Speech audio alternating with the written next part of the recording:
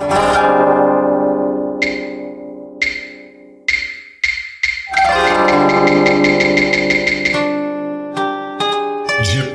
this. Oh yeah. Oh my god, that intro just cracks me up. It is such a total joke. Everything's really random. So just a little backstory to the intro. So Mrs. Japan this plays the koto. So from time to time, I like to record her because my background is actually in music business. So I like recording things. Anyways, I got her to just play a couple of random riffs, maybe 10 or 15 different standard koto riffs. So I just picked a few at random and mixed in that hyoshigi, which is the wood block, which you usually associate with kabuki. But also in the winter, they use those to walk around the neighborhoods and warn people to put out fires at night so you don't burn down the neighborhood. Yeah, the other thing is that Japan this. Oh, yeah. Like, surely I could have done better.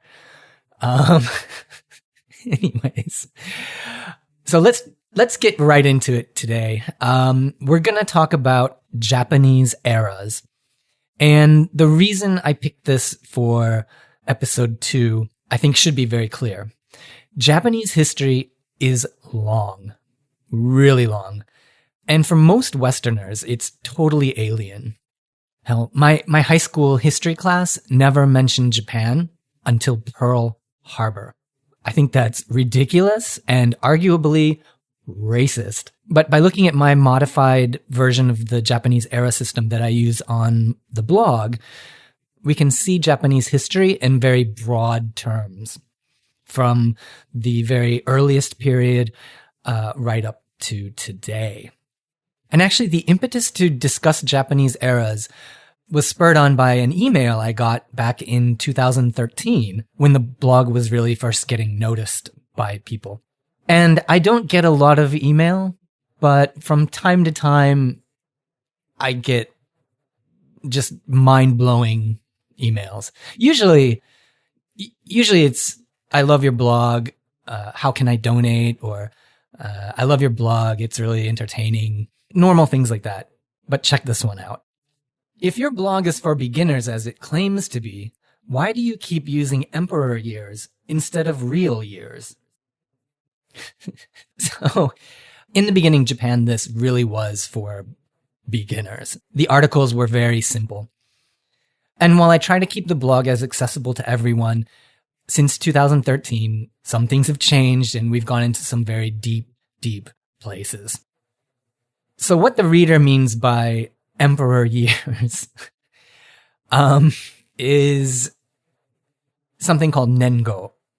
And before the Meiji period, these years were changed kind of willy-nilly. Like whenever some major event happened, there were a lot of big fires, there was a huge earthquake, something really amazing happened, or a new law was passed, the emperor could change the era name. During the Meiji era, the Nengo system became what it is today, which means the years are named after the emperor's rule. So the modern Nengo are Meiji, Taisho, Showa, and right now we're in Heisei, and those are all named after the emperors. But I digress. So anyways, most of Japanese history is divided into conventional eras.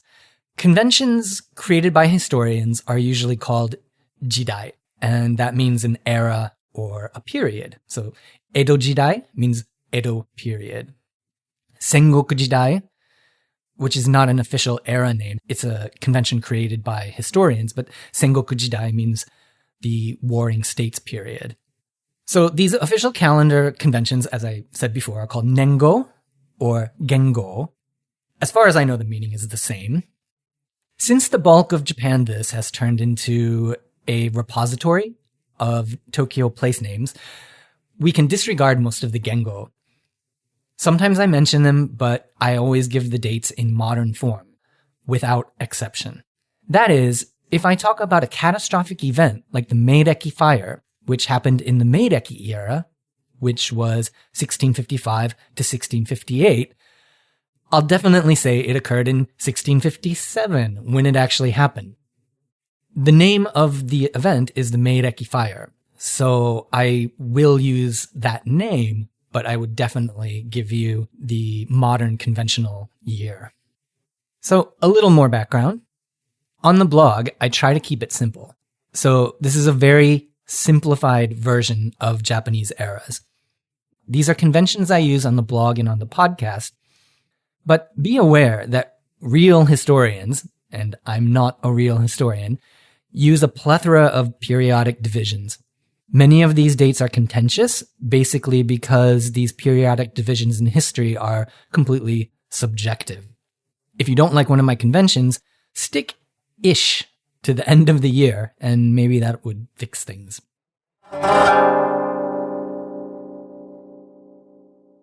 All right, so let's get started. Time for the main event, right? The list of era conventions for Japan this. First, we have the Jomon Period. This is from 14,000 BCE to about 300 BCE. Originating in modern Russia, a hunter-gatherer society migrated to the Japanese islands and eventually settled down around 2500 to 1500 BCE. The name Jomon means straw rope pattern, and it refers to their pottery designs. They would wrap straw ropes around it in different patterns and produced really cool pottery. If you Google Jomon, you can see many examples of this. It's some of the oldest pottery in the world, and it's actually pretty freaking cool.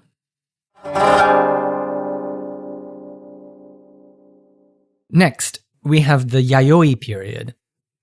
This is from about 300 BCE to 250. Probably originating in China and migrating to Kyushu via Korea, a second culture invaded Japan and intermarried with the Jomon people. They introduced the so-called wet rice culture and supplanted the old hunter-gatherer culture. Japan, under the name Wa, first appears in imperial Chinese records in the year 57.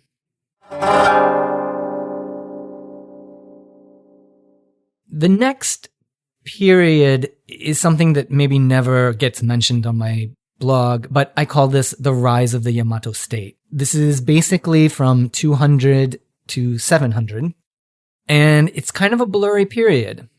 But in short, a culture that probably originated in modern Korea migrated to Japan with new technologies.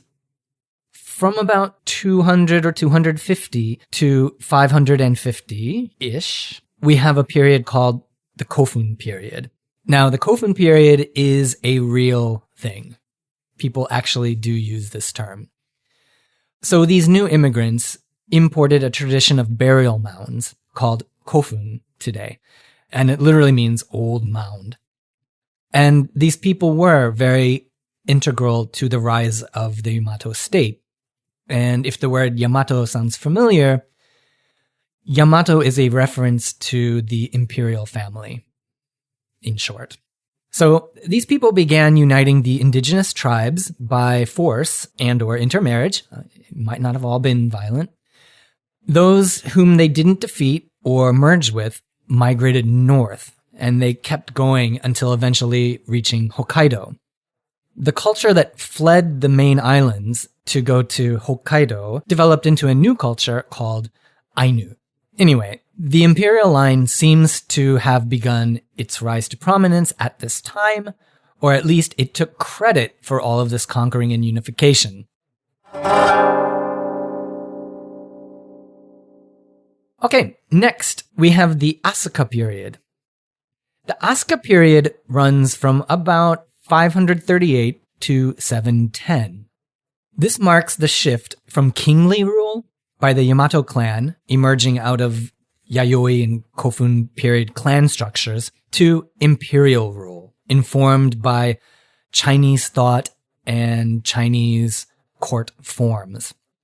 It also saw the introduction of Buddhism and much of Chinese political culture and philosophy, as well as bureaucratic structures and practices.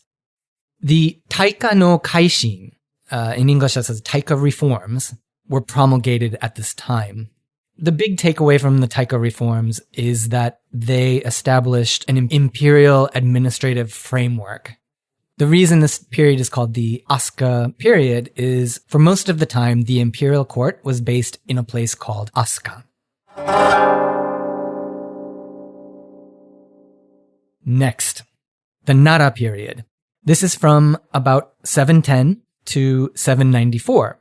The imperial court moved to Nara, and that's the source of the name. We see the rise of Buddhism at the imperial court in Nara. We also see the rise of the Fujiwara clan. We see the creation of 61 kuni, provinces. We also see the rise of the warrior class. So, samurai fans, this is where you gotta start. Most of the country is still pretty backwards, but the court at Nara flourishes under its adopted Confucian and Buddhist culture. Warrior clans related to the imperial clan are given control over fiefs in the provinces.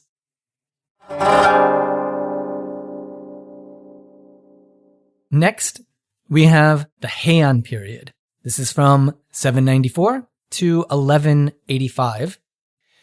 The imperial court relocates to Kyoto, and this is considered the classical period. This is the peak of the courtly culture in Japan.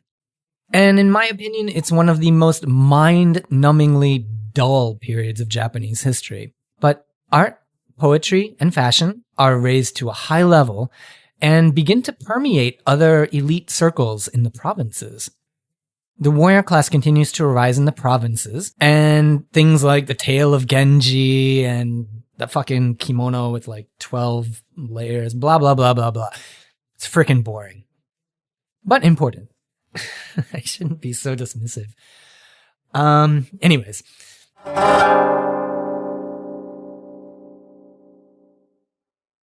Next, we have the Kamakura period. This is from, let's say, 1185 to 1313. This is when Japanese history starts getting really cool. So now, power is in the hands of the Kamakura Shogunate in Kamakura, near Tokyo, at the time, Edo, which was not a very significant place. The shogunate was established by the Minamoto clan, but the real power came to be held by the Hojo clan, who ruled as shogunal regents. Art and culture began to thrive in the Kanto area. So for Japan, this is a really important time because Edo and the surrounding hamlets begin appearing in records, documents. And this is because of the presence of fortified residents of elite samurai in the area. These residences are called shiro, and shiro is usually translated as castle, but don't think of the Japanese castles that are preserved today. These were very different. Next, we have another blurry mishmash of conventional eras. The first is the Muromachi period. And the Muromachi period is from about 1336 to 1537. We also have a cataclysmic event called the Onin War. And this war is from 1467 to 1477. And the reason I mention these two together is because they are inextricably linked. All right.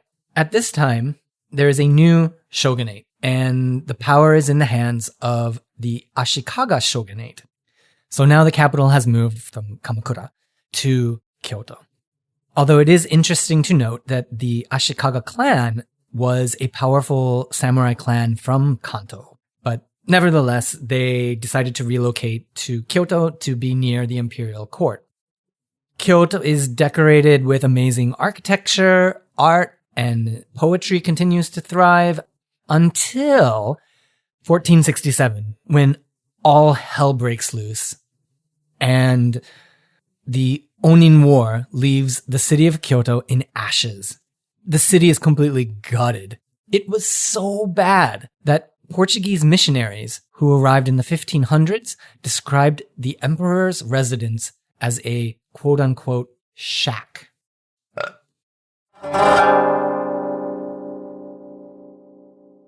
Next, we have a period that has some really fuzzy dates. There are so many different ways to reckon this period, both the beginning of it and the end. And it really depends on how you want to frame things. For practical purposes, I say this is from 1467 to 1600. Some other people may say 1467 to 1573, but I bet if we got 25 Japanese history nerds in a room and we asked them, when did this period begin? When did this period end? We'd probably get 25 different answers. This is the Sengoku Period. The Sengoku Period literally means the Warring States period. So think of a samurai Game of Thrones. Extremely powerful samurai warlords begin fierce land grabs in the chaos brought on by the Onin War. These warlords are called daimyo, which literally means great names. The imperial court's power is nominal at best, and the warrior class has the martial power and enough financing from the spoils of war to back up their claims for supremacy. And when I say supremacy, I mean control and social supremacy.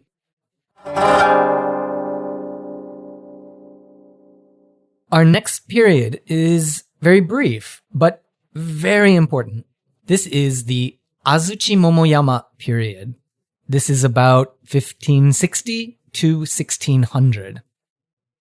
So the final land grabs ended with a daimyo named Oda Nobunaga, making the greatest push to unify the country under his own rule.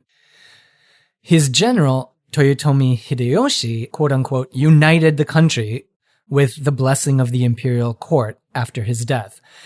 Both of those daimyo had been courting the favor of the imperial court financially to get legitimacy, but they also had the military wherewithal to take power. This era's name is a combination of two words. It's the name of the locations of Nobunaga and Hideyoshi's Shiro. The word I said meant castle, but was actually a fort. This era saw an innovation in Shiro. These castles typified what would become the final iteration of Japanese castle construction. This style of castle was only possible because there was finally relative stability, so they can make beautiful castles. The city of Edo, modern Tokyo, began its transition into a Jokamachi, castle town, in the Sengoku period. But its rise as the preeminent castle town in Japan began at the end of the azuchi-momoyama period. Our next period is, drumroll,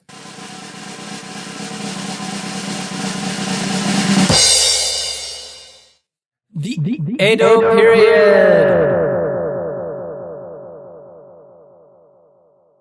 Woo! All right. This is the one I get the most excited about. I love the Edo period. Basically because I love Tokyo. So to understand Tokyo, you should understand Edo. All right. The years can be a little fudgy. My convention is generally 1600 to 1868. The 1868 date is the fall of the Tokugawa Shogunate, based in Edo. That date is pretty much indisputable in historical terms. In cultural terms, I don't know. There's a little wiggle room. But basically 1868 is a standard date that everyone holds to. The 1600 date is a little problematic. Anyways, some other possible starting dates is 1590. This is when Tokugawa Ieyasu relocated his clan to Edo. The date of 1600 is popular because that is when Ieyasu won the Battle of Sekigahara and became the de facto ruler of Japan. 1603 is another date, and this is when Ieyasu was actually granted the title of a shogun. So it just depends how you want to frame the Edo period, I guess. But again, eras are conventions. They're not set in stone, so it's not so important. So anywho, Tokugawa Ieyasu set up shop in Edo. It was more or less an isolated part of the country. Since the time of the Ashikaga Shogunate in 1336, everyone had been sucking the proverbial dick of the emperor, including Nobunaga and Hideyoshi. The game changer was that Ieyasu had autonomy from the imperial court by establishing his administrative center in the Kanto area, so on the other side of the country, back where Kamakura had been. This era ushered in roughly 250 years of stability, and it was the last age of samurai rule. Japan experienced a second classical period, and one that still has far-reaching consequences today in terms of Japanese culture. Samurai were no longer warriors in the sense of fighting, because it was a time of peace, so the samurai class essentially became bureaucrats.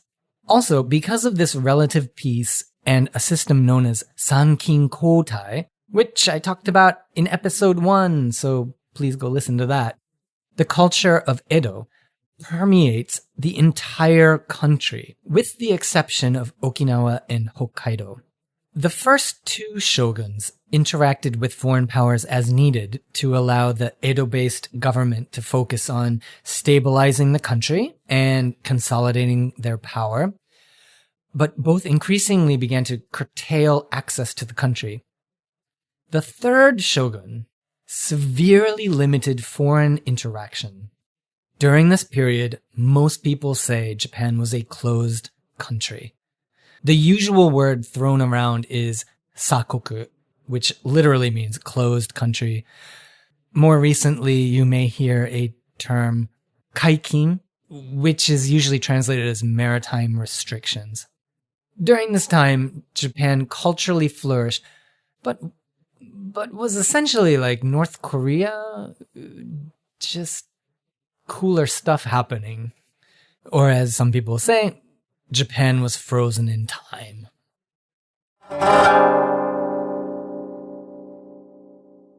Okay, next period. The Bakumatsu. So the most popular periods in Japanese history are the Sengoku Period and the Bakumatsu. The Bakumatsu is from the early 1850s to 1868. The word Bakumatsu literally means end of the shogunate. Technically speaking, the Bakumatsu is generally agreed to still be the Edo period. But it's a nearly 20-year internal strife that ultimately became a full-fledged civil war. The shogunate wanted to open and modernize and maintain power. That was the big one. However, this was met with resistance by certain xenophobic samurai, and it was justified by claims that the shogun ruled in the name of the emperor until the emperor repealed that power, or at least there was some implication that the emperor was above the shogun. In the end, 3 southern daimyo courts led a coup. Those courts were Satsuma, Choshu, and Tosa. You might want to throw around Hizen, but the collaboration of Satsuma, Choshu, and Tosa are the big 3.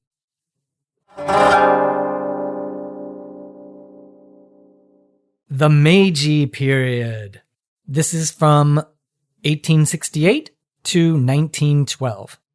So the new imperial government shuts down samurai rule and begins modernizing the country. Industrialization begins. The era is marked by a massive transition and mixing of Japanese style with random foreign elements. Most importantly, for the first time in 250 years, Japan begins exerting international influence. We also see the first effective military expansion under the Meiji government. Also, the look of the city of Edo under the new name Tokyo stays intact for the most part. But as daimyo residences are demolished, Western urban planning begins to take root. The Taisho Era. Outside influence also continues.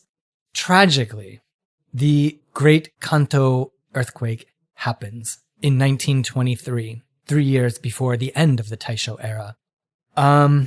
The earthquake leveled the city, and this is also an event that many local Tokyoites, or if their families were here for a long time, Edoko, children of Edo, considered the death of Edo.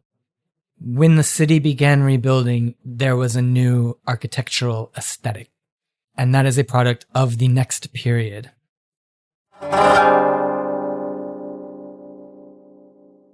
So the next period is the Showa Period. This is from 1926 to 1989. It's a wild time because you can see the best of Japan and you can see the worst of Japan. And then you can see the best of Japan, like the mostest, bestest of Japan. Basically, this is the period when Japan saw everything from World War II to atomic bombs to American occupation to the bubble economy, like the peak of the Japanese economy's strength, to Japan becoming an economic superpower. Anyways, firebombing in World War II leveled most of the city in the 1940s. So while the 1923 Kanto earthquake was considered the end of Edo, the firebombing ensured its death. That was the nail in the coffin. But this era saw the majority of Japan's true westernization. We got Tokyo Tower, we got the 1964 Olympics.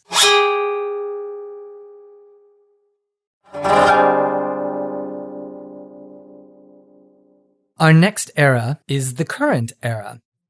This is the Heisei Era or Heisei Period.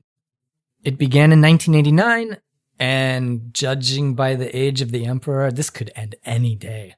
Like, I don't want to say that, but yeah. But anyways, this era saw the rise of gyaru, the gyaru fashion. If you don't know what that is, look it up. Saw the rise of otaku culture. I don't know. If anyone is listening to this podcast, you probably know what gyaru and otaku are. It also saw the rise of Japan this. It also saw the rise of perfume.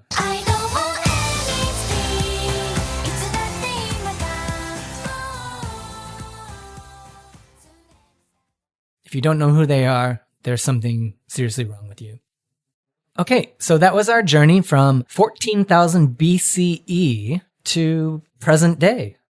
I hope that was useful for you. On that note, that is the end. Thank you for listening. Thank you for reading. Hopefully you do both. This blog doesn't really write itself. I have to do the research. I have to do the writing and the editing. The podcast is, I don't even want to get into that. It's a lot of work. But very quickly, I'm going to run out of server space, it looks like, for distributing this podcast for free.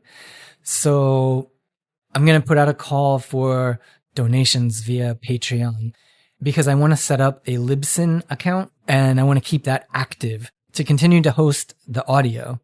My blog is just text, so WordPress lets me kind of do whatever. They don't care. If I started uploading audio or video, pretty soon it's going to incur costs. So any help you can give via Patreon would be greatly appreciated.